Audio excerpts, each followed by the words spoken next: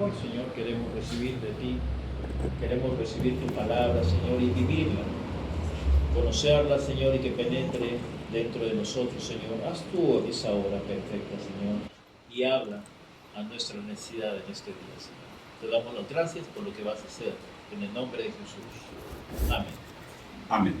Tomen su lugar, por favor.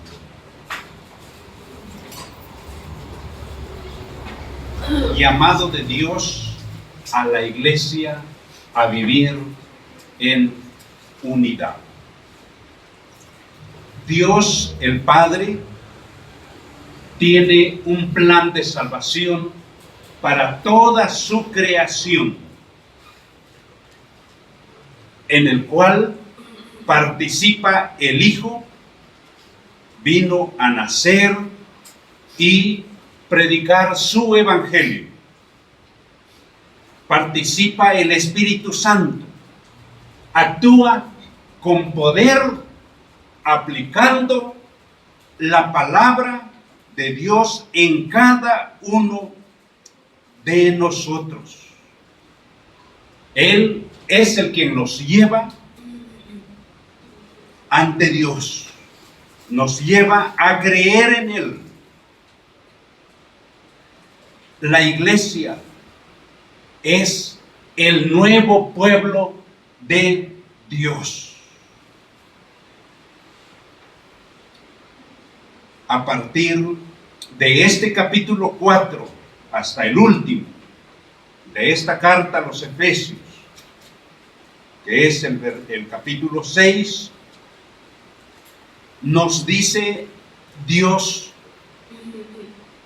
cómo quiere que su iglesia viva en esta tierra. ¿Cuál y cómo debe ser su testimonio? La iglesia debe vivir a la altura de lo que Dios espera de cada uno de sus hijos e hijas. A la altura del llamado que Él nos ha hecho. Vamos a nuestro texto. Versículos 1 al 3. Dar a conocer en nuestras vidas los frutos del Espíritu Santo. Versículo 1. Yo pues, preso en el Señor, os ruego que andéis como es digno de la vocación con que fuisteis llamados. El apóstol Pablo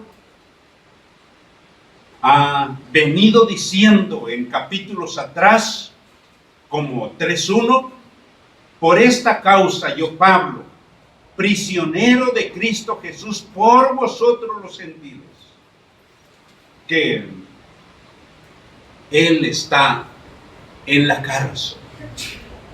Está en la cárcel no porque haya cometido otros delitos, sino por la predicación constante y fiel de la palabra de Dios. Justamente cuando llega a la ciudad de Éfeso, allá en casa, apúntenlo, o más vale pálida tinta, en capítulo 18 del libro de los Hechos, llega a Éfeso y se da a la predicación del Evangelio y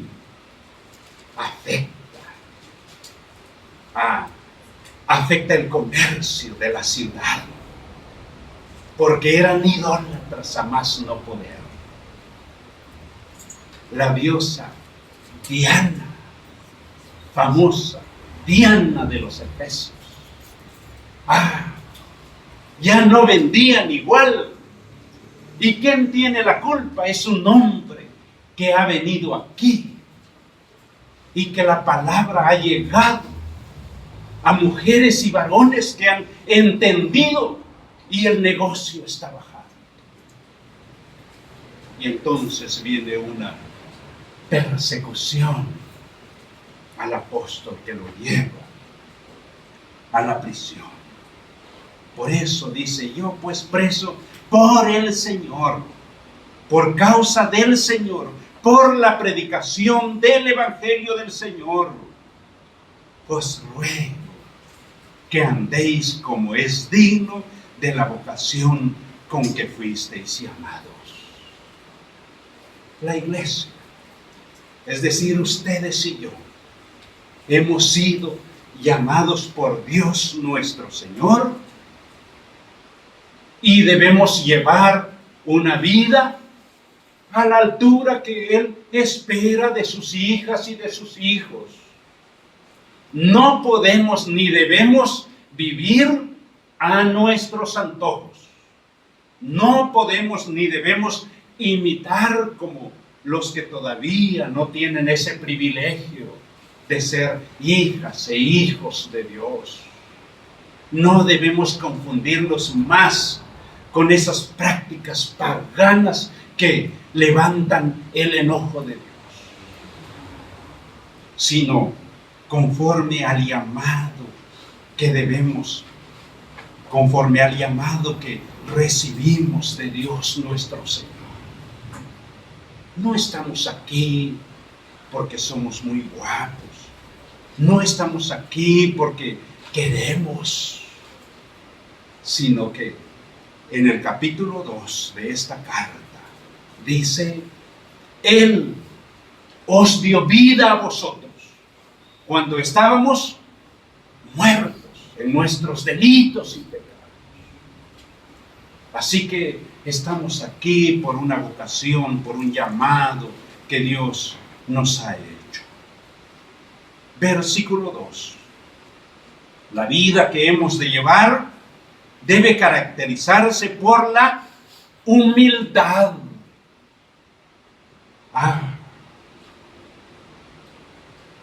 Debemos vivir siempre en humildad, tal como Jesús nuestro Señor vivió y nos enseña en los santos evangelios. La humildad es lo contrario del orgullo. Algunos viven o se dejan llevar por el orgullo porque tienen un título profesional, porque tienen economía. La iglesia no debe marearse por esas cuestiones materiales, sino debemos siempre vivir con humildad. La siguiente característica, la iglesia debe vivir con mansedumbre. Jesús nuestro Señor dice, aprended de mí que soy manso y humilde de corazón y hallaréis descanso para vuestras almas. La mansedumbre, como dijera alguien, no es mensedumbre, sino una característica real que nos distingue como hijas e hijos de Dios. Es ser manso, como lo enseña el Evangelio de Mateo en su capítulo 5. Bienaventurados los mansos. Pero además, sigue diciendo versículo 2, con toda humildad y mansedumbre, soportándonos con paciencia, es decir, debemos vivir con tolerancia, tolerándonos unos a otros. En nuestra familia, en la carne, en la sangre, somos diferentes unos a otros. Imaginémonos en la iglesia que venimos de diferente cultura porque Dios nos llama de aquí y de allá. Así que si en la familia necesitamos tolerancia, en la iglesia también tolerancia.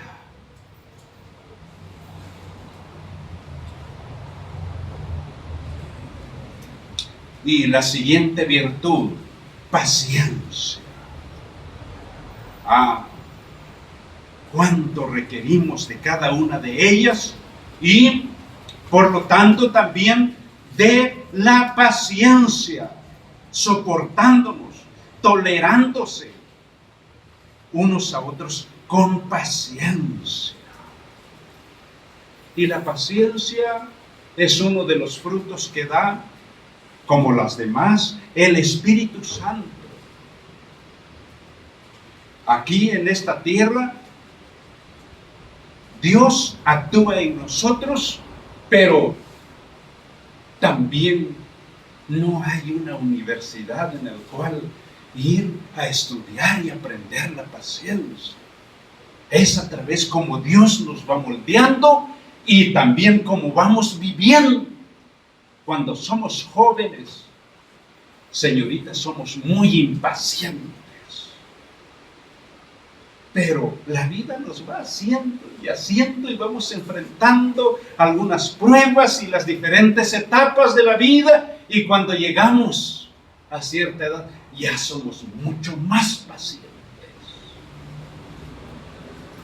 Debemos tener paciencia. Y el último, vivir en amor. El canto también nos invita a eso. Vivir en amor. En primer lugar, debemos amar ¿a quién? A Dios nuestro Señor. Y segundo, debemos amarnos unos a otros.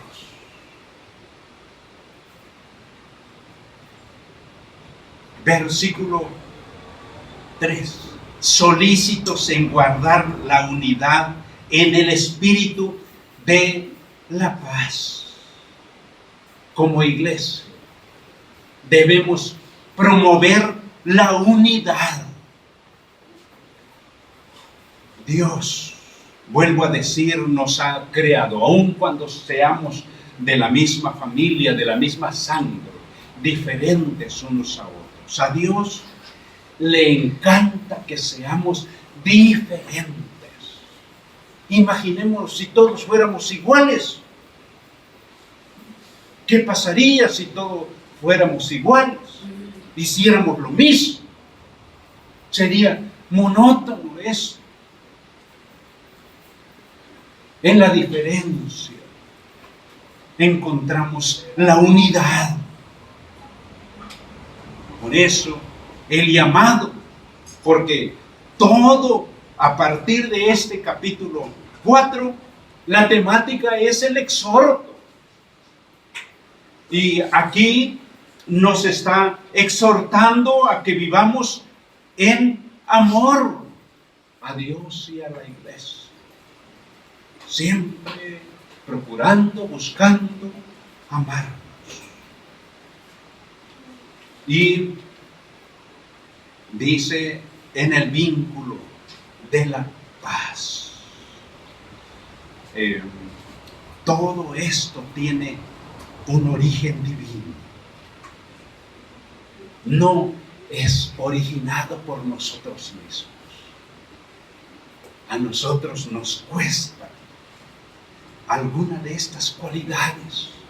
Nos cuesta en verdad comportarnos con paciencia, con humildad, con mansedumbre. Nos cuesta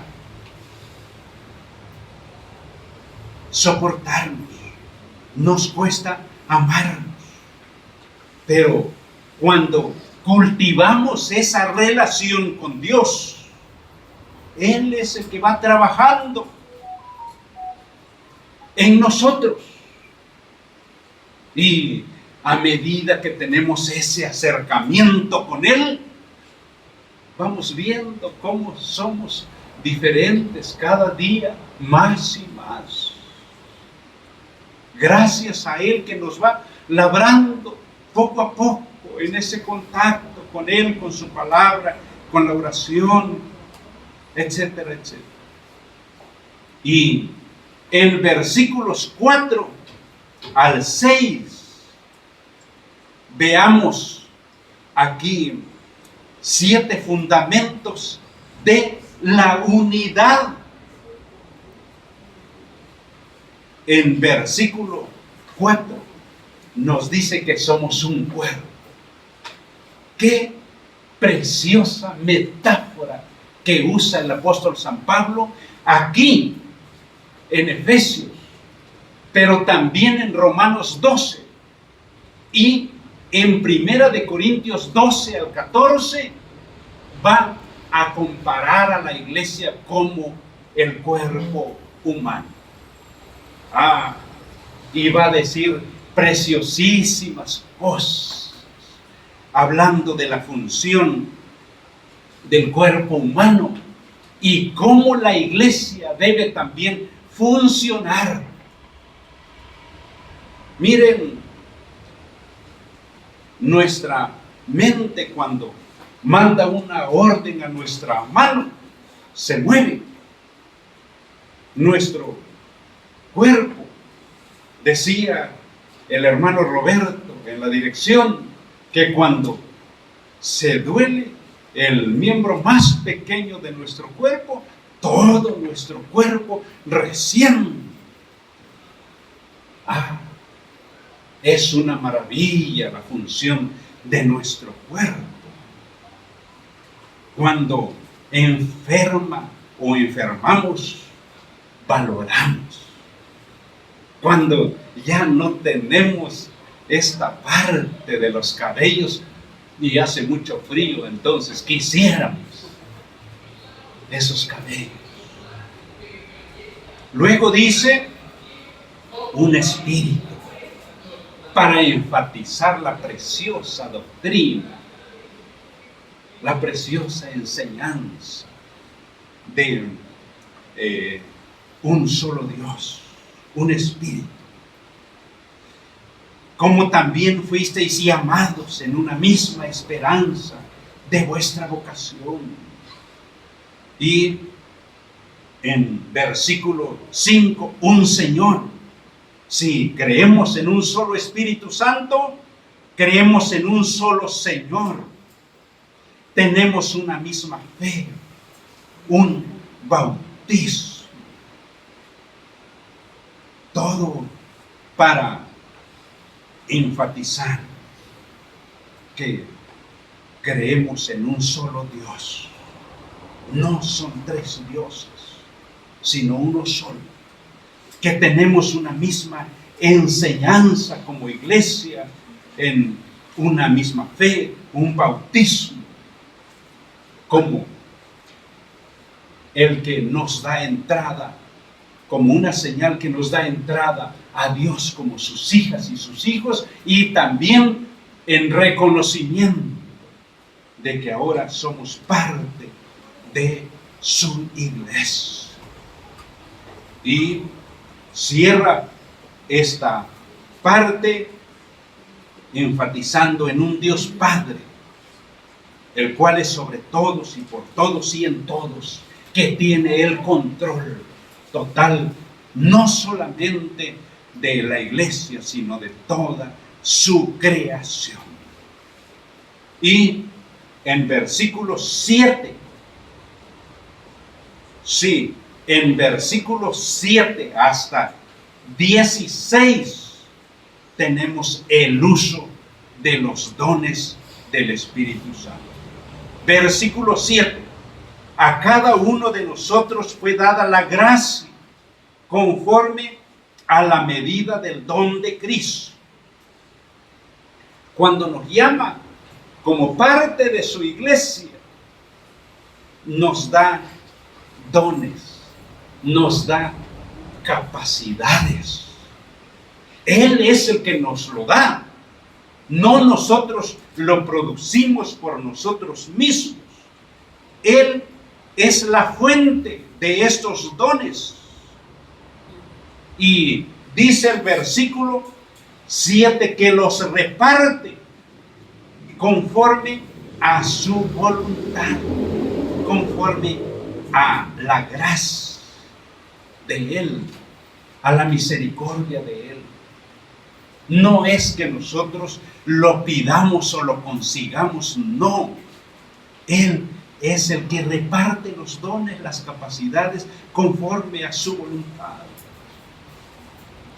Dice el versículo 8 que los repartió cuando logró su ascensión al cielo.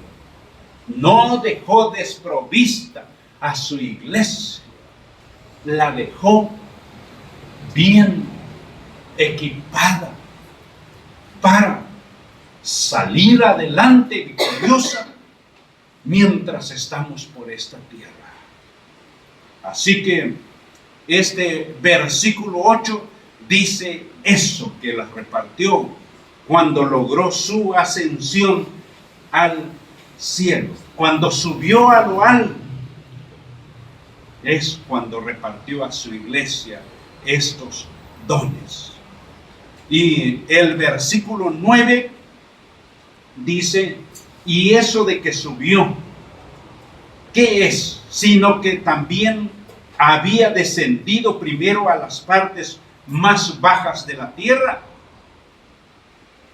Los dones lo concede porque Él mismo se humilló. Hay otro preciosísimo himno aparte del que encontramos aquí en Efesios 1, 3 al 14. Hay otro precioso himno hablando sobre la humillación y exaltación de Cristo, que es en la carta a Filipenses, es decir, a pocas hojas al término de la carta a los Efesios. Encontramos Filipenses en el capítulo 2, 1 al 11, hablando sobre la humillación y la exaltación de nuestro Señor Jesucristo. Así como vino a humillarse a esta tierra, así Dios lo puso en lo más alto de su gloria. Eso está diciendo el versículo 9. Y en los versículos 11, Él mismo constituyó a unos apóstoles. Miren, está diciendo que Él es el que da las capacidades de ser apóstoles. No vino para hacer sola la tarea. Él se rodeó inmediatamente de 12 apóstoles. Estrictamente hablando, el día de hoy no hay apóstoles. Volviendo al libro de los Hechos en el capítulo 1, cuando tuvieron que sustituir a Judas, nada más hubieron dos. Bueno, uno, el que llenó los requisitos para cubrir ese lugar. Y ese fue Matías. Porque los requisitos para llegar o para sustituir a Judas era haber visto al Señor, haber caminado con Él, haber recibido directamente sus enseñanzas. Y el único que cubrió el requisito fue Matías. Aunque ahora muchos iglesias o grupos se denominan apóstoles, no hay apóstoles. Y dice además profetas. Él da esos dones de profetas. Los profetas son aquellos que se sujetan a la predicación pura y exclusiva de la palabra de Dios. No precisamente aquellos que predecían el futuro. Hay muchos charlatanes el día de ahora que se dicen profetas. No. Más cuando dicen tonterías en la vida de las iglesias, como aquello de risa, y realmente cuán cuidadosos debemos ser. Es que el Señor me dijo que debo casarme contigo. ¡Qué tonterías! Eso no se dice ni se hace. Los profetas eran aquellos que fueron enviados por Dios y que debían de decir solo lo que Dios les mandaba decir. Ay de aquellos que decían otra cosa, porque estaban los falsos profetas. Si no, lean, relean al profeta Isaías, Jeremías, Ezequiel, Oseas. Por eso había una frase característica de esos profetas. Palabra de Dios a Ezequiel, a Amós. Eso quería decir que eran enviados de Dios, que lo que estaban diciendo no lo inventaban ellos por sí mismos, sino en lo que Dios les había mandado hacer. Y lean también el libro de Números. ¿Qué pasaba con aquellos que decían otra cosa? Pobre de ellos. Así que profetas son aquellos que se sujetan y dicen lo que contiene única y exclusivamente la palabra de Dios nuestro Señor. Evangelistas, también derivado del evangelio, los que predican. Y eso no solamente son los pastores, también la iglesia recibe ese don. Hay mujeres y hermanos que sin ir y tener una preparación académica teológica, comparten la palabra de Dios y el Espíritu Santo los usa para guiar a otros. ¿Cómo extraño a esas mujeres y a esos varones que quedo admirados? Al término de la semana que concluimos ayer, sepultamos a nuestra querida y preciosa hermana Otilia, de 91 años. Ella, mientras vendía sus dulces en una de las estaciones de Metrobús, compartía la palabra. Y después me los ayudaba a relacionarlas conmigo. Y ahora por lo menos hay unos 4, 5 en el templo, que es fruto de esa viejita que decía: vayan con el pastor, pasen allá al templo, busquen. Yo no les puedo explicar y contestar sus preguntas. Esa mujer evangelizaba, compartía fielmente la palabra de Dios a otros. Y bueno, se prestaba porque ella convivía con muchas personas. Pasaban los alumnos, los padres y otros comerciantes de la zona, y ella compartía la palabra. Evangelistas, pastores. El pastor de pastores, el príncipe de los pastores, él es el modelo. Nosotros ni siquiera a la sombra llegamos de lo que es el pastor de pastores.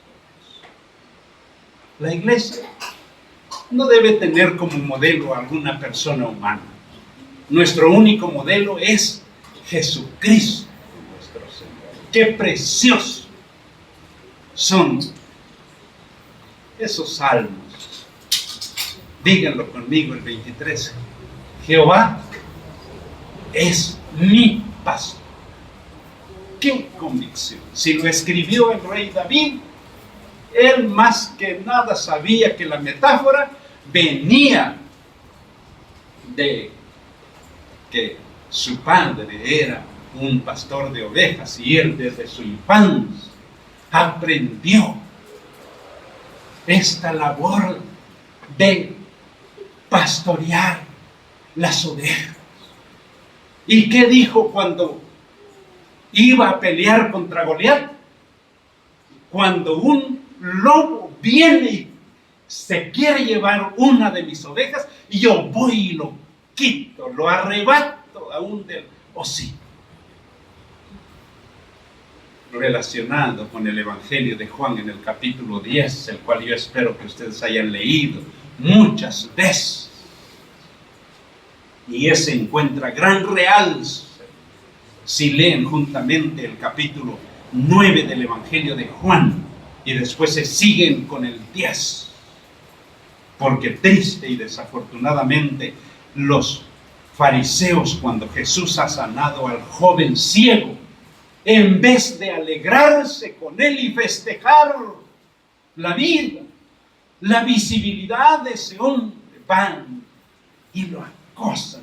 ¿Quién te abrió los ojos? Ese no es Dios. Cuando lo reencuentra, Jesús le pregunta si conoce al que le abrió los ojos. No, dice él, no, pues yo soy el que habla contigo.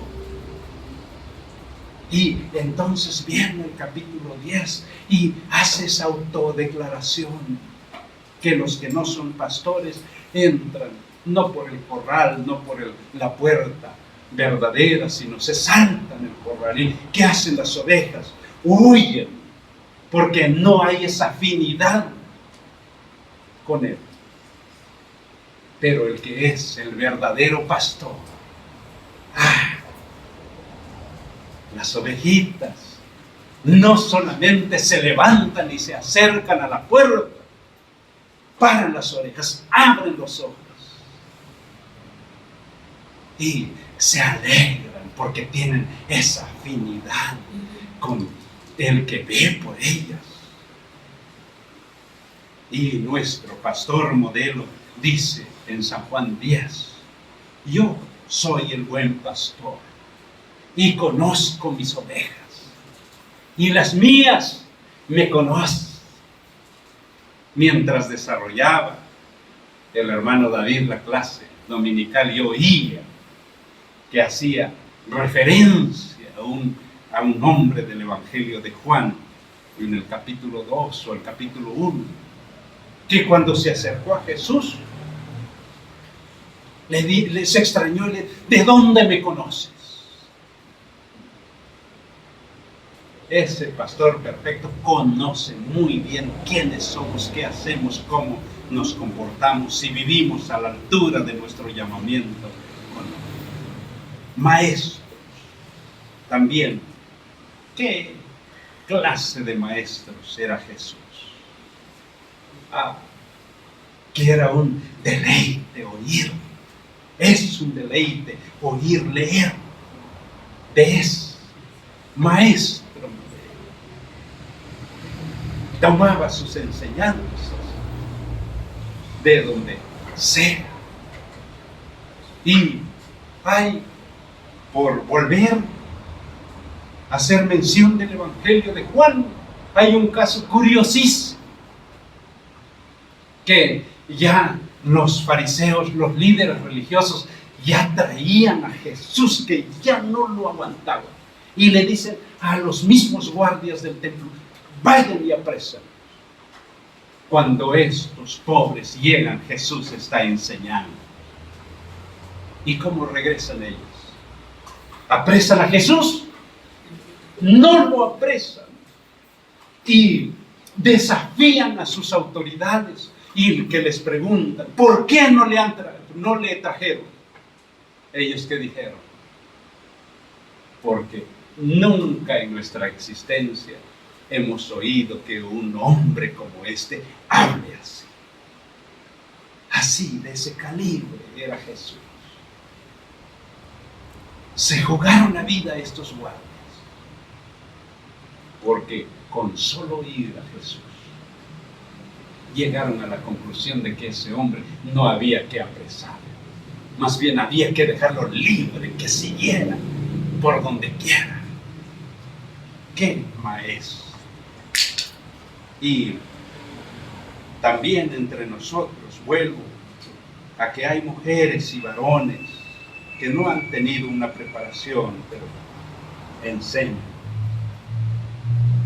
Porque el Espíritu del Señor los capacita.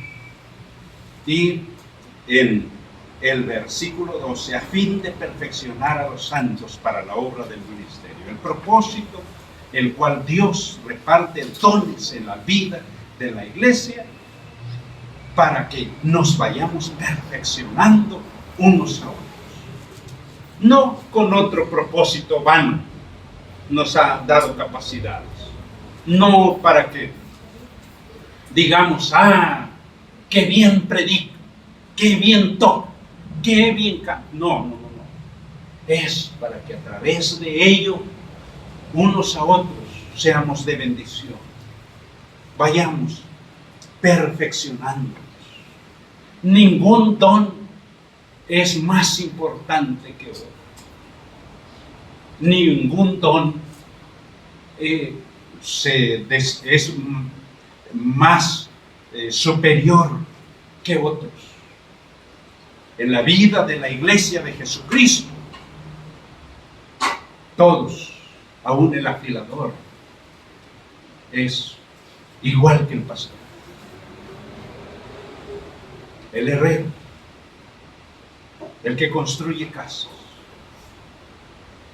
Todos somos iguales porque pertenecemos a la iglesia de Jesucristo. Nos necesitamos unos a otros. Ese es el objetivo con el que Dios ha equipado a su iglesia, perfeccionar a los santos para la obra del ministerio, para la edificación del cuerpo de Cristo. Nunca para pavonearnos, jamás. Cuando sintamos que eso quiere salir, pidamos con humildad a Dios que nos jale un poquito las orejas y que podamos tener los pies en la tierra. Versículo 13. Hasta que todos lleguemos a la unidad de la fe y del conocimiento del Hijo de Dios, a un varón perfecto, a la medida de la estatura de la plenitud de Cristo. Para eso entonces dejó Dios los dones, para que también alcancemos madurez, dice el 14, para que ya no seamos niños fluctuantes, llevados por doquiera de todo viento de doctrina. Para eso, para ir avanzando, para lograr madurez, para que no estemos de aquí para allá. No, así como hay una madurez física, las personas que por alguna razón no tienen madurez batallan mucho. En la vida de la iglesia también necesitamos mujeres y varones maduros, que no porque el hermano me miró mal ya no vengo al templo, ya no me reúno. No que el pastor trajo la misma corbata. No venimos a eso. Venimos a adorar con madurez a Dios nuestro Señor. Nada nos detiene. Y el versículo 15 y 16, siguiendo la verdad en amor, crezcamos en todo en aquel que es la cabeza, esto es Cristo. Cuando la iglesia colaboramos y ponemos nuestros dones, lo que Dios nos haya dado, al servicio de la iglesia. Unos mueven las sillas, otros colaboran con la comida, otros hacen eso. Vamos logrando crecimiento integral.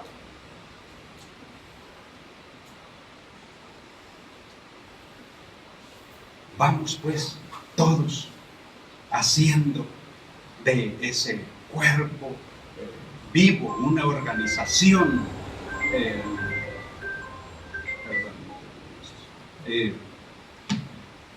Y la iglesia cada día se ve más bonita.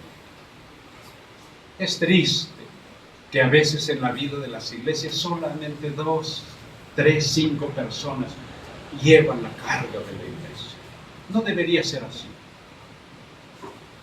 Todos deberíamos de colaborar, y entre más lo hagamos, más bonita se va a ver la iglesia. Vamos pues a la parte de nuestra conclusión. La iglesia debe ser incluyente. Todos pertenecemos a Cristo. No debemos dejar fuera a nadie. No deben penetrar en la iglesia las mal llamadas clases sociales, para nada, de ninguna manera. Eso se da fuera, pero no en la iglesia de Jesucristo. Como iglesia estamos llamados para servirnos unos a otros, servir a Dios, servir entre nosotros. Y la iglesia debe practicar los dones que nos ha dejado. Cada día debemos cultivarnos en ellos. Vamos aprendiendo. No les dé miedo pararse aquí enfrente. Entre más lo hagan, mejor. Se les quitará el miedo. Si no lo hacemos, pues nunca se nos quitará el miedo. Pero si nos atrevemos a hacerlo, cada día vamos a ir perfeccionándonos. Y vamos a ir contribuyendo para la unidad de la iglesia. Cuidemos siempre eso, y que nuestras vidas sean a la altura del llamamiento de Dios nuestro Señor. Amén.